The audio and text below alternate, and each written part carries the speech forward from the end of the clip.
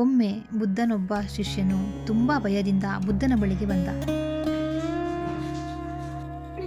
ಅವನು ಹೇಳಿದ, ಸ್ವಾಮಿ, ನನಗೆ ಯಾವಾಗಲೂ ಭಯ ಬೀಳುತ್ತದೆ.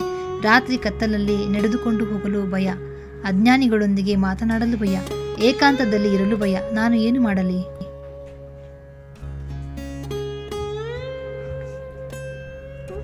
ಬುದ್ಧನು ಮೃದುವಾಗಿ ನಕ್ಕರು. ಅವರು ಶಿಷ್ಯರನ್ನು ಕಾಡಿನ ಅಂಚಿಗೆ ಕರೆದುಕೊಂಡು ಹೋದರು.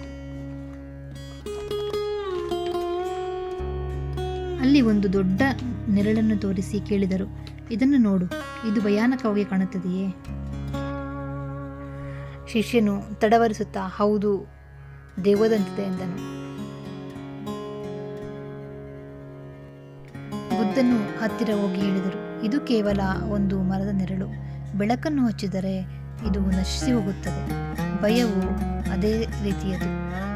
ಅಜ್ಞಾನ ಎಂಬ ಕತ್ತಲಿನಲ್ಲಿ ಅದು ದೊಡ್ಡದಾಗಿ ಕಾಣುತ್ತದೆ. ಆದರೆ ಜ್ಞಾನ ಎಂಬ ಬೆಳಕನ್ನು ಹಚ್ಚಿದರೆ ಅದು ಕೇವಲ ನೆರಳಾಗಿ ಮಾಯವಾಗುತ್ತದೆ ಎಂದರು. ಶಿಷ್ಯನು ಕಣ್ಣು ಮುಚ್ಚಿ ಧ್ಯಾನ ಮಾಡಿದ. ನಿಧಾನವಾಗಿ ಅವನ ಮನಸ್ಸು ಶಾಂತವಾಯಿತು, ಭಯವು ಮಾಯವಾಯಿತು. ಕಥೆಯ ಸಾರ: ಭಯವು ಕತ್ತಲಿನಲ್ಲಿರುವ ನೆರಳಿನಂತಿದೆ. ಜ್ಞಾನ ಮತ್ತು ಧ್ಯಾನದ ಬೆಳಕನ್ನು ಹಚ್ಚಿದರೆ ಅದು ಅಳಿದು ಹೋಗುತ್ತದೆ.